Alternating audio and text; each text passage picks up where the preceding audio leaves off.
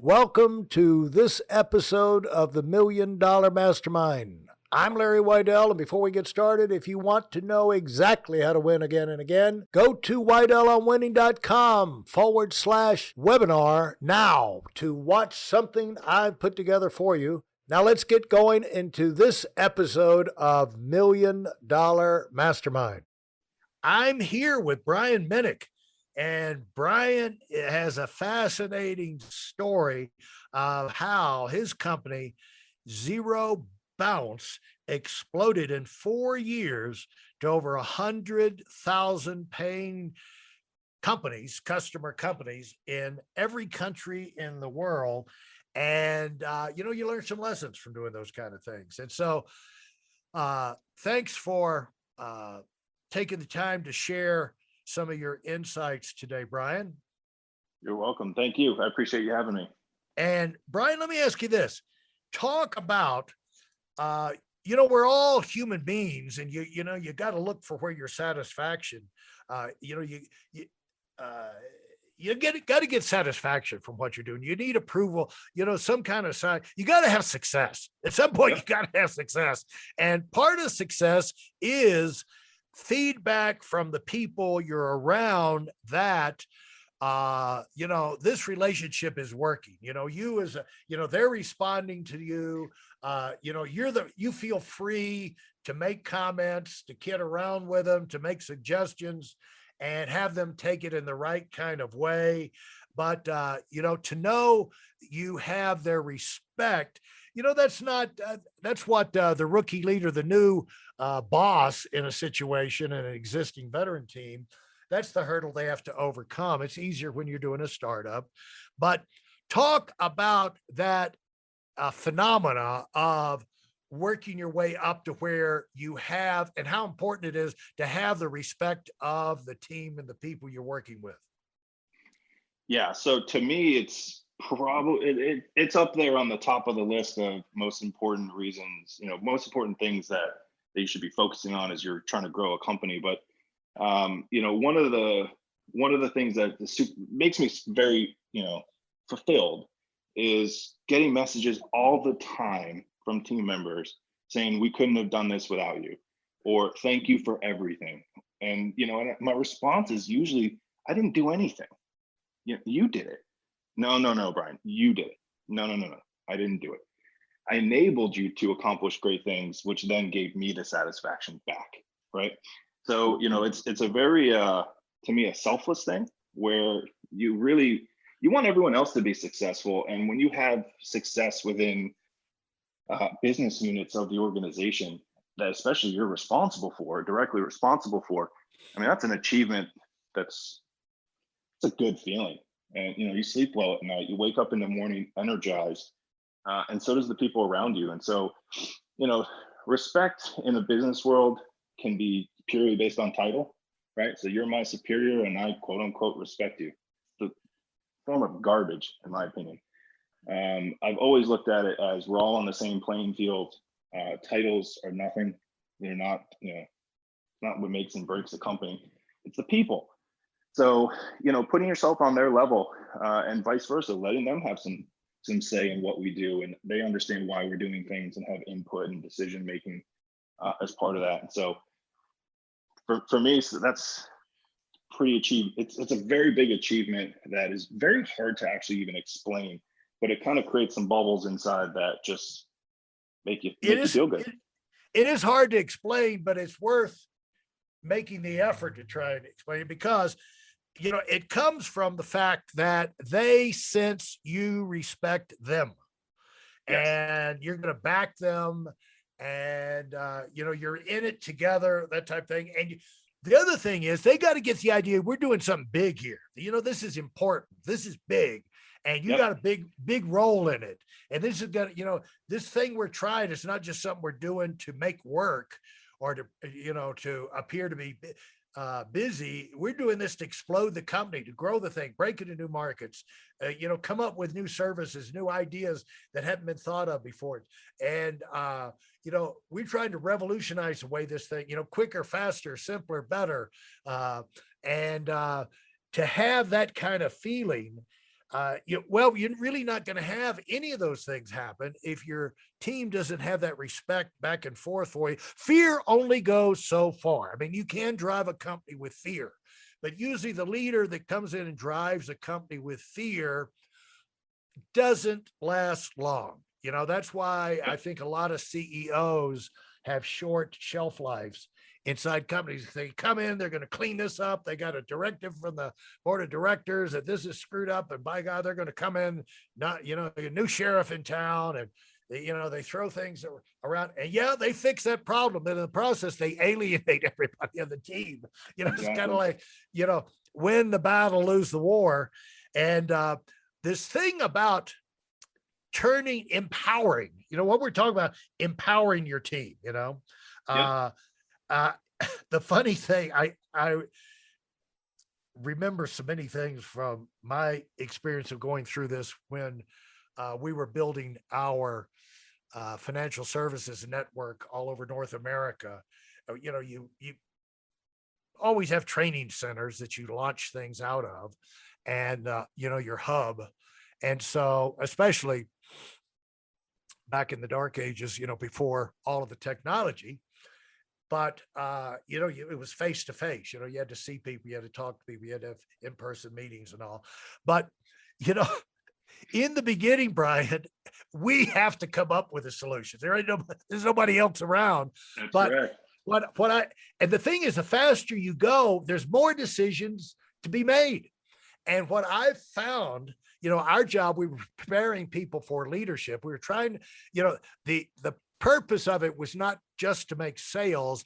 The sales were a byproduct of the training and the development of the leaders, who as quickly as possible would have their own core of a new team, and they could launch and get their own location.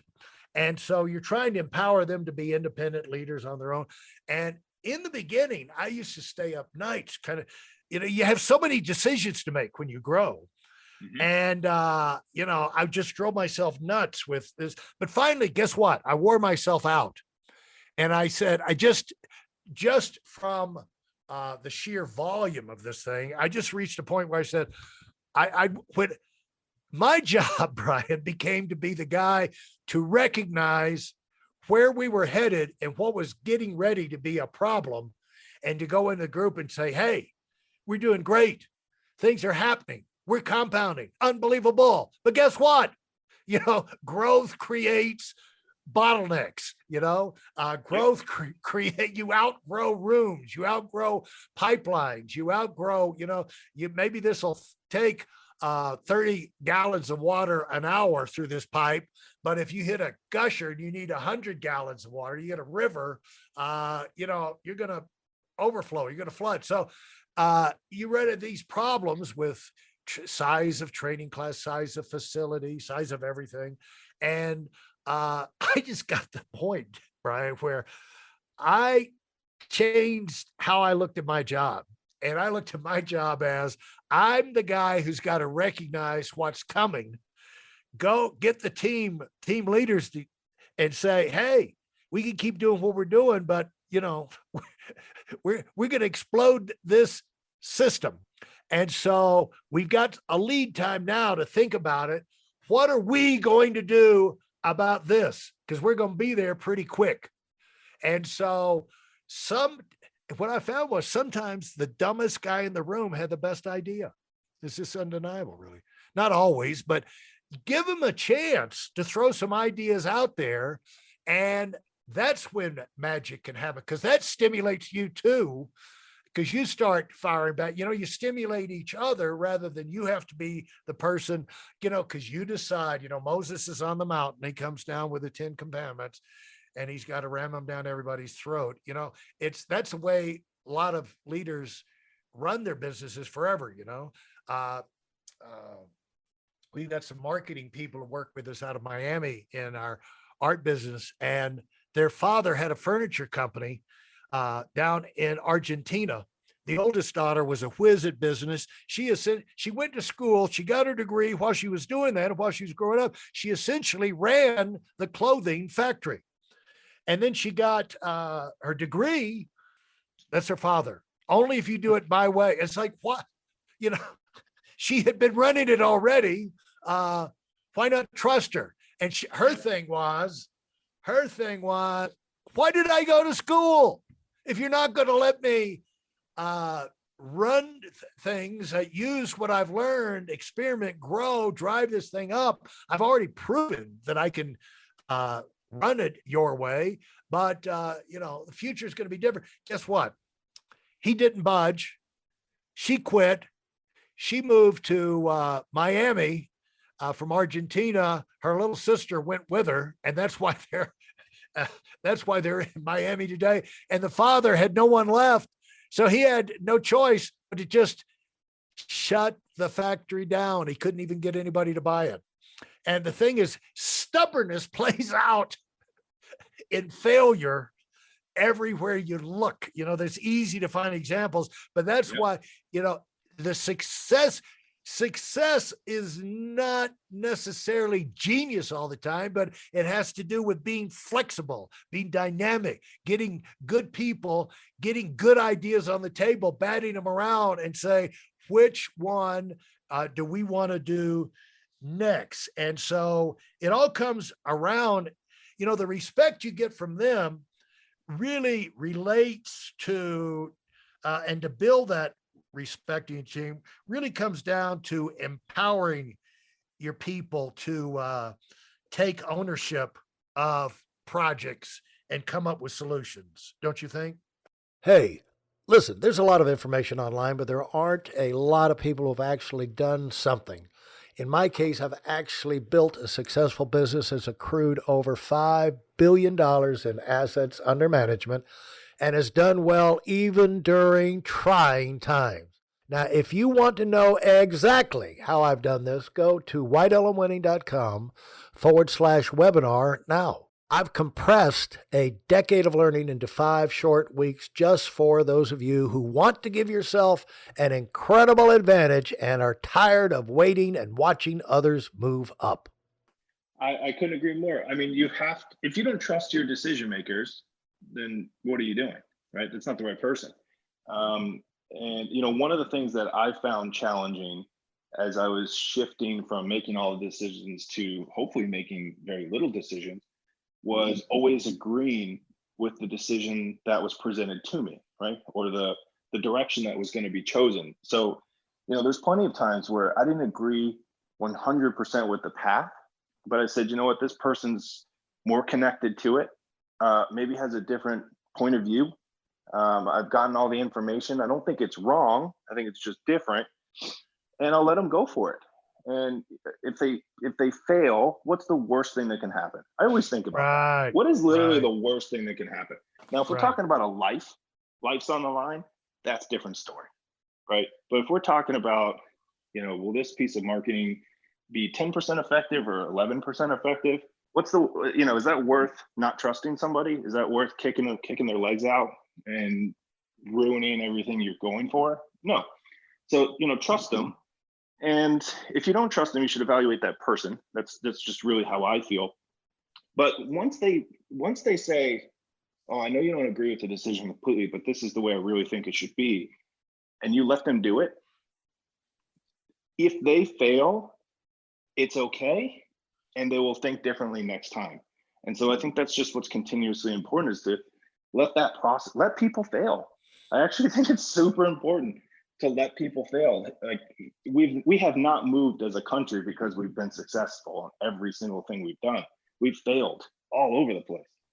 And you have to just live and learn. And so letting people live and learn is how they're going to also help you grow and put that trust back in, right? There's a couple of other aspects to it. And that is when you come up with when you come up with a growth situation and a growth problem or opportunity, you really don't know if the solution, no matter who comes up with it, is really going to work. Just because the leader comes up with it doesn't mean that it's going to work this time. It may have worked the last 10 times, but that doesn't mean that at this volume, at this scale, in this geography, and this market climate, that is going to be the answer. And so you really don't know until it plays out. But a lot of the success will come from how enthusiastically the plan is implemented, once a decision's made. Yep. And what I found was, just like you, when the team came up with a solution that, I had tried 15 times and it always fallen on his face and it didn't work and this, that, and the other. But they were excited about it.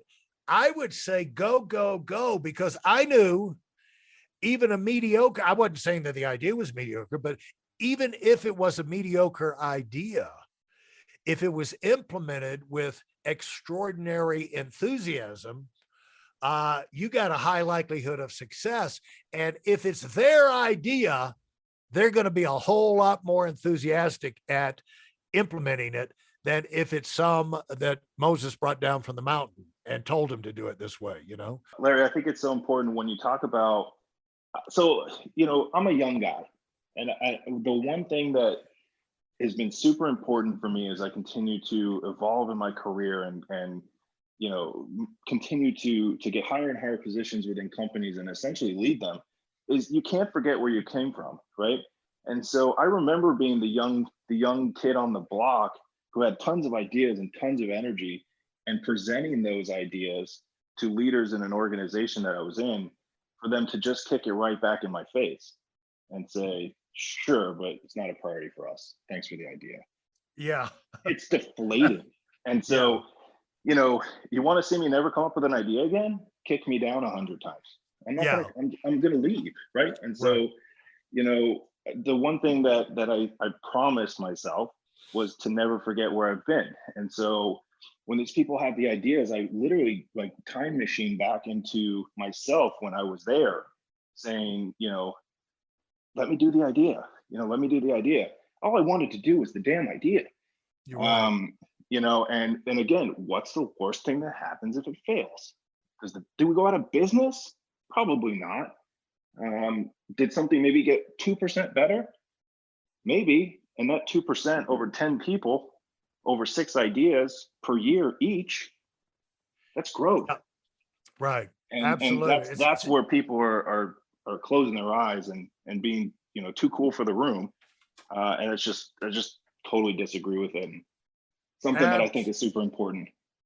Absolutely. I couldn't agree more. Thanks so much, Brian. If you enjoyed what you've heard and are dead serious about finding out for yourself exactly how this works in the real world, I've taken the most valuable business lessons I've learned over 40 years and put them into something for you to watch. Go to whiteelementary.com/webinar now in order to move up as fast as possible. I'm Larry Weidel, and I run the $1 Million Mastermind. Go, go, go.